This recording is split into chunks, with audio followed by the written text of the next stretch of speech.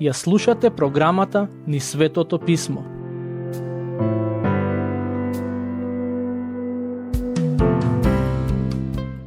Драги пријатели, во денешната епизода ќе продолжиме со читање и проучување на книгата Псалми. Конкретно, ќе ги обработиме псалмите 5, 6 и 7. Се надевам дека досега забележавте како овие текстови се на некој начин поврзани еден со друг, бидејќи раскажуваат одредена приказна. Зборовите кои ќе ги читаме се првично опис на искуството на царот Давид, но тие исто така се однесуваат и на сите верници низ историјата на светот, бидејќи секој кој искрено верува во Господ може да го искуси на начин на кој Давид го доживеал. Во овие старозаветни песни има важна порака за Божите луѓе од секоја генерација. Ќе почнеме со читање на Псалм 5, на кој му го дадов насловот Божиот човек помеѓу неговите непријатели.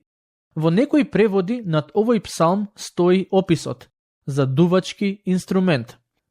За разлика од претходниот псалм, кој е наменет да се свири на жичани, овој псалм е наменет да се свири на дувачки инструменти. Како и денес, така и во тоа време постоеле различни видови на дувачки инструменти и предпоставувам дека дел од нив се користеле при славењето на Бога. Псалмите биле напишани со цел да се пеат во придружба на музика.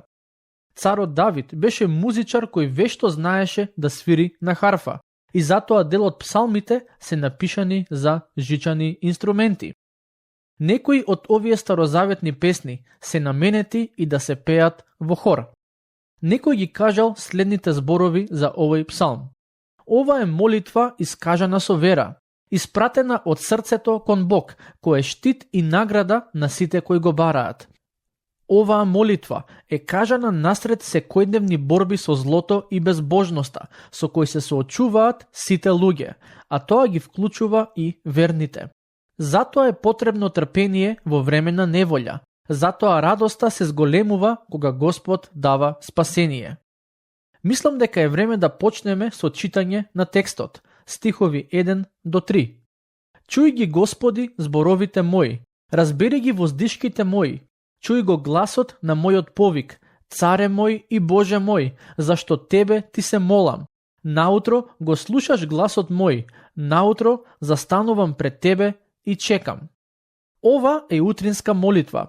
Како што можеби досега забележавте, постојат и утрински и вечерни псалми, односно псалми во кои авторот зборува за тоа како наутро или навечер размислува за Господ и го бара. Би било добро да го следиме примерот на Давид и уште од рано утро да го бараме Господ да ни помогне и да не води во денот кој е пред нас. Продолжуваме со читање. Зашто ти си Бог кој не сака беззаконија, за лошиот нема место кај тебе. Безбожниците нема да опстојат пред очите твои. Ти ги мразиш сите што вршат неправда. Ти ги уништуваш сите лажливци.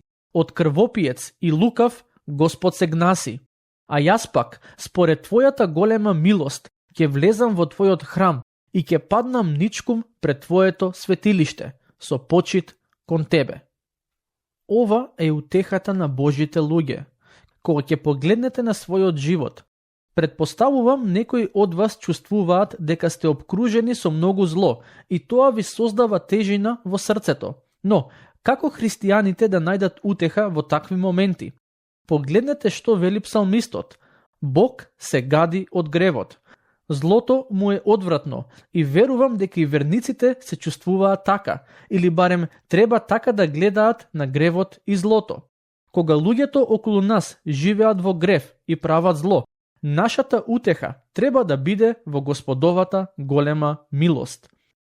Во книгата Авакум, глава 1, стих 13, пророкот, чие име го носи оваа книга, вели: на чистите очи твои не е својствено да гледаат злосторства, и ти не можеш да гледаш угнетување.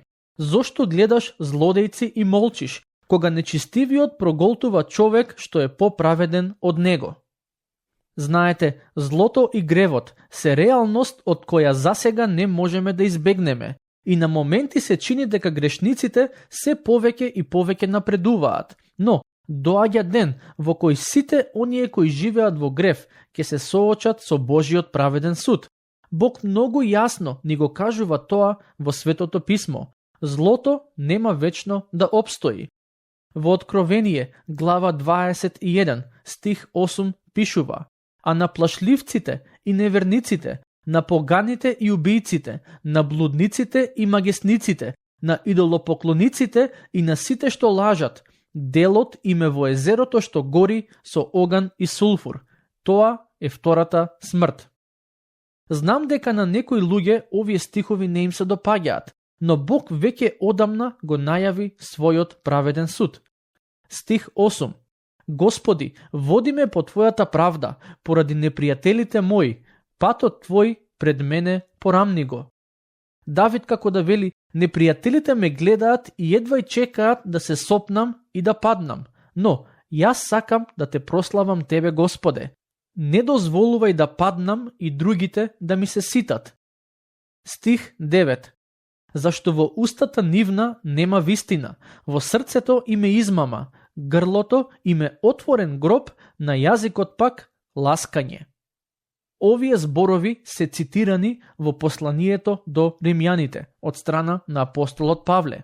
На јазикот имаат ласкање. Станува збор за тип на непријатели, кои знаат како да направат лице и тешко се препознава кога и дали зборуваат вистина. Стихови 10 до 12. Казни ги Боже, нека пропаднат од собствените совети, поради многуте нечесни работи отфрли ги, бидејќи се кренаа против Тебе. Па нека се зарадуваат сите кои прибегнуваат кај Тебе, вечно нека се радуваат. Закрили ги, нека се радуваат во Тебе оние што го сакаат името Твое. Зашто Ти, Господи, го благословуваш праведниот и со милоста своја го закрилуваш како со штит. Авторот на овој псалм наоѓа закрила и заштита кај Господ преку молитва. Од една страна бара правда за сите оние кои живеат во грев, но од друга страна бара и благослов за сите оние кои кај Господ прибегнуваат и го сакаат. Во стих 10 јасно бара казна и пропаст за оние кои се бунтуваат против Господ. Ова е прва молитва од ваков тип во псалмите, а во иднина, додека ја проучуваме оваа книга, ќе се сретнеме и со други вакви молитви. Тоа е особено карактеристично за псалмите на Давид, бидејќи во некој од нив бара казна за грешниците. Исаја користи сличен речник во глава 64 стих 1, каде вели: како оган што растопува восок, како од оган што вода зоврива, така ќе го познаат името Твое непријателите и од Твоето лице ќе затреперат народите. Доаѓа ден кога сите кои живееле во грев ќе се соочат со Божиот суд. Тој ден сигурно доаѓа. Не зборувам само за времето на големите страдања кои допрва ќе се случат, но исто така и за судниот ден и вечната пропаст. Добрата вест при сето ова е дека Бог не само што го најавил својот суд, но и ни дал начин како да го избегнеме тој суд. Евангелието е радосна вест, која се однесува на доаѓањето, смртта и воскресението на Господ Исус Христос. Таа радосна вест ни вели дека секој кој ги исповеда своите гревови, секој кој ќе поверува и ќе го следи Господ Исус Христос, ќе добие простување и вечен живот. Да се вратиме назад на молитвите за казна на непријателите. Прашањето е, дали ние денес, како христијани, треба да се молиме вака за нашите непријатели? Сите ние имаме луѓе кои нефер и несоодветно се однесуваат кон нас. Дури можеби и можеме да ги наречеме наши непријатели. Треба ли да бараме Бог да ги казни? Треба ли да бараме да пропаднат и Бог да ги отфрли? Моето мислење е дека не треба да го правиме тоа. Ние не треба да се одмаздуваме, бидејќи Господ јасно кажал дека одмаздата е негова. Тоа го пишува во посланието до римјаните, глава 12, стих 19. Кога се обидуваме да ја земеме одмаздата во наши раце, ние всушност му застануваме на Господ на патот, а тоа воопшто не е мудро. Значи, кога некој ќе ни сгреши, најдобро е тоа да го ставиме во Господовите раце. Ако не го сториме тоа, Господ ќе ни рече: во ред, ако сакаш на свој начин да го решиш проблемот, пробај, но со тоа ќе направиш само уште поголем хаос. Сетете се на Божиот син Исус Христос, кон кого луѓето ужасно се однесуваа и го распнаа. Тој не возврати на тоа што му го сторија. Мислам дека Господ Исус очекува таков став и од оние кои му веруваат. Не само тоа, туку во дел од беседата на гората, самиот Исус рече дека треба да се молиме за оние кои не прогонуваат и оние кои се непријателски настроени кон нас. Зашто да се молиме? За да бидат казнети? Не, туку Бог да ги пресведочи и да им даде по неговата милост да се покајат. Со тоа доаѓаме до Псалм 6, на кој му дадов наслов Божиот човек кој се соочува со Божјата дисциплина. Некои луѓе велат дека овој псалм е повик за милост. Во претходниот видовме како авторот гледа околу себе и насекаде забележува грев. Но во овој псалм тој гледа во своето срце и таму наоѓа грев. Тој сваќа дека самиот е грешен и затоа бара милост од Бог. Мислам дека тоа е од исклучителна важност за верникот. Не само да ги забележуваме гревовите на луѓето околу нас, туку и искрено да погледнеме во себе и да видиме какви гревови имаме и во нас. Лесно е да зборуваме за тугите гревови, но тешко е да се соочиме со своите. Во претходниот псалм читавме за гревовите на другите луѓе. Во овој читаме за гревовите и слабостите на авторот. Стихови 1 до 4. Господи, не карајме во јароста своја и не казнувајме во гневот свој. Смилувај се на мене, Господи, бидејќи сум немоќен, исцели ме, Господи, зашто коските ми се тресат, а душата ми е потресена. А ти, Господи, до кога? Врати се, Господи, избави ја душата моја, спаси ме поради милоста своја. Давид беше свесен за своите потреби и се чини како да доаѓа пред Господ со покајнички став. Во стиховите 5 до 7 многу сликовито ја опишува својата неволја. Бидејќи мртвите не те спомнуваат тебе, во пеколот кој ќе те слави тебе? Се уморив воздивнувајки, секоја ноќ го навлажнувам леглото мое, со солзи своји ја натопувам постелата моја. Од скрб ми се помрачи окото мое, ми ослабе поради сите мои непријатели. Мислам дека овие зборови се добар опис не само на царот Давид, туку и на Господ Исус Христос, а и на сите верни низ историјата на човештвото, кои страдале од рацете на грешниците и исмевачите. Давид многу сликовито ги опишува своите маки и искрено кажува како се чувствува. Не става маска на своето лице, за да изгледа јак и силен, туку преку молитва ги кажува сите своји слабости пред Господ и бара милост. Во писмото ни се вели дека Господ е богат со милост. Кај него има повеќе од доволно милост за секој од нас. Господовата милост никогаш не се троши. Единственото нешто што е потребно за да ја добиеме е искрено и понизно да ја бараме. На секој од нас секојдневно му е потребна таа милост. Во Исаја, глава 52, стих 14, за Господ Исус Христос се вели: толку ликот негов беше обезличен повеќе отколку на секој човек и видот негов повеќе отколку на синовите човечки. Самиот тој можеше да ги изговори зборовите од Псалм 69, стих 3, каде пишува: изнемоштев од викање, засипна грлото мое, попуштија очите мои, чекајки го мојот Бог. Во Псалм 42, стих 3 се вели: солзите мои беа леп за мене и дење и ноќе, кога секој ден ми зборуваа: каде е твојот Бог? Во Псалм 38, стих 10 читаме: срцето засилено ми бие, ме напушти силата моја и светлината на очите мои, и неа ја нема во мене.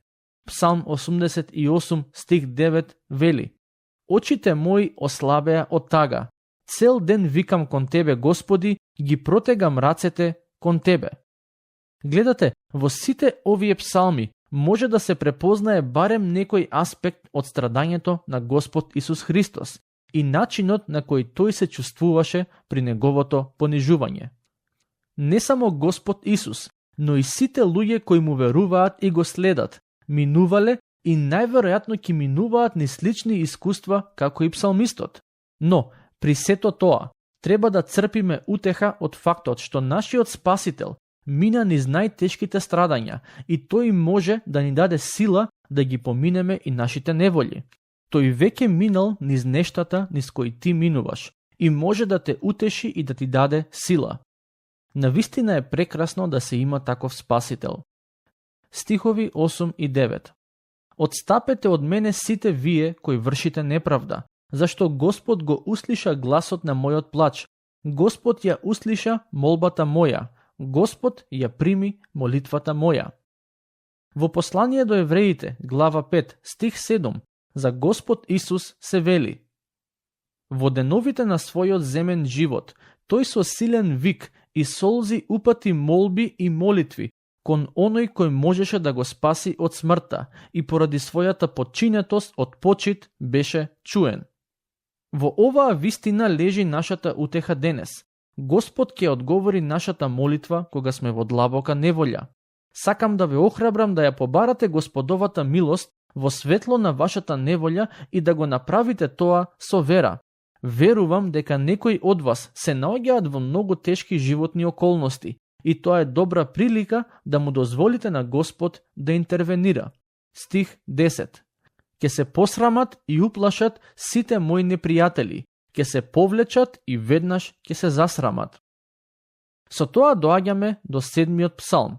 Со оглед на тоа што немаме време, ќе прочитаме само дел од стиховите. Некој рекол дека најдобриот опис на овој текст е прашањето: зарем судијата на целиот свет нема да постапи праведно? Станува збор за псалм во кој царот Давид повикува кон Господа и како и другите псалми е наменет за да се пее. Навистина би сакал да имав можност да го слушам Давид како ги пее овие зборови и како во позадина свири со харфата. Ова е псалм во кој Давид бара од Господ да стори нешто во однос на гревот на луѓето. Стихови 1 и 2. Господи Боже мој, кај Тебе се засолнувам. Спаси ме од сите што ме гонат и избави ме, зашто тие како лавови ќе ме зграбат, ќе ме влечат, а ќе нема кој да спасува. Давид ги споредува неговите непријатели со лавови, а лавовите често се животни кои немаат никаква милост кон своите жртви. Не само тоа, туку царот вели дека освен Господ нема кој да го спаси од непријателите. Стихови 3 и 4. Господи, Боже мој, ако го направив тоа, ако има неправда во рацете мои, ако зло им вратив на пријателите мои или без причина сум ги ограбил непријателите.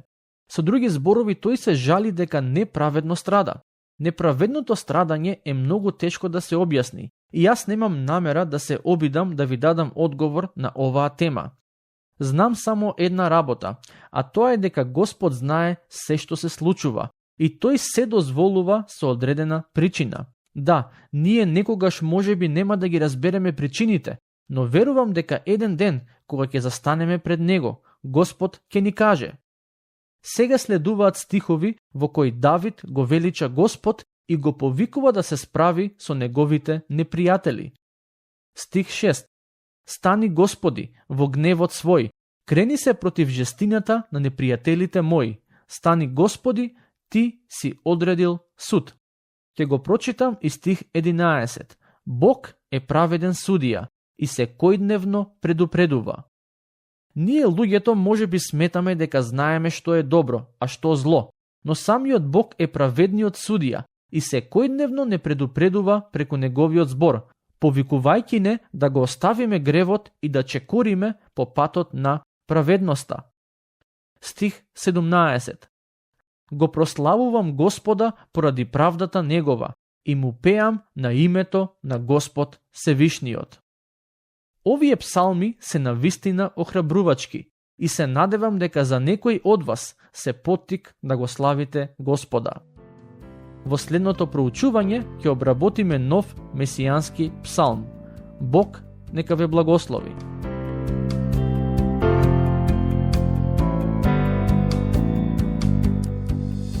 Слушнавте епизода од програмата Низ Светото Писмо. Можете да не слушате и преку мобилна апликација на нашиот YouTube канал и на подкаст платформите како што се Apple и Spotify. Ако ви се допаѓаат нашите епизоди, споделете ги и препорачајте ги на вашите пријатели.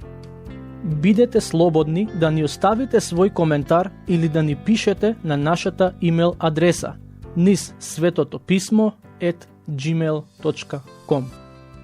Следете ги нашите страни Низ Светото Писмо на Facebook и Instagram. Епизодите од оваа серија можете да ги најдете и на нашата веб страна ttb.twr.org.